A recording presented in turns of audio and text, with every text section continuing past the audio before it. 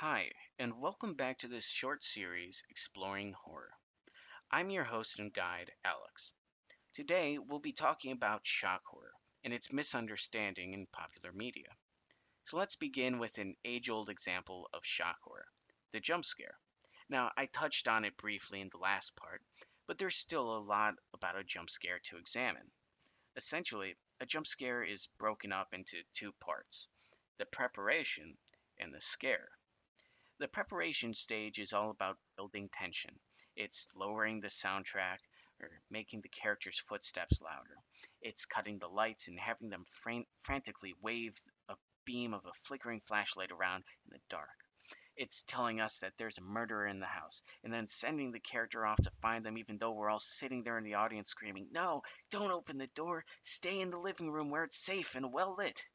It's the swell of the strings as they reach out their hand to pull back a shower curtain, and it's even the breath of relief we breathe when they yank it back and reveal that there's nothing there and that the threat is still at large. All of this stuff is preparation. It's all about putting you on the edge of your seat, just quivering with anticipation. Then there's the shock, the release valve on all that tension you've been building up during the preparation stage.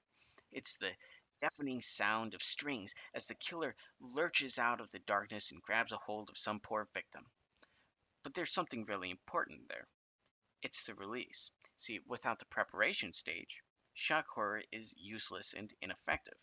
It's like running at someone head on and then shouting boo and expecting a response other than what the hell are you doing? Similarly, the preparation stage can't exist without the shock stage. That would be like sneaking up behind someone ready to scare them and just waiting until they walk away again. And this axiom is where a lot of shock horror goes wrong, and how it gets its reputation as being an exploitative form of horror. If you prepare but never shock, or don't shock enough, then the audience is left tense and let down. You've introduced a Chekhov's gun into your stage play, drew attention to it, and then let it sit peacefully above the mantelpiece. The audience feels cheated because they never got the release of the tension or they never got that rush of endorphins, even though that's what they were promised. The same goes for if you don't prepare it enough. If you keep trying to let air out of a deflated balloon, you're only going to get a flaccid piece of rubber hanging out of your hand. It feels lazy because it is lazy.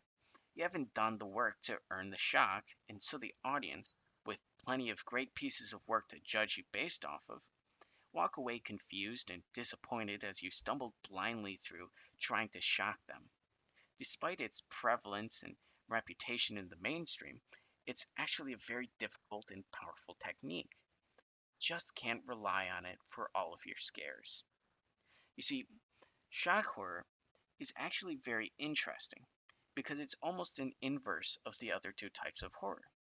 Where fear seeks to embed a seed in your mind and leave you perturbed, and disgust forces you into a state of tension and revulsion, shock horror is just about releasing tension. That's also why a lot of people walk away from a jump scare saying, It's not scary, it just surprised me. It's not meant to have a lasting effect on you, it's not meant to keep you up at night. It's actually there to let the air out of the room and let you breathe again. It's the antithesis of what we think about as being horror, and yet it's one of the most important pieces of it. But that's enough for now on shock horror.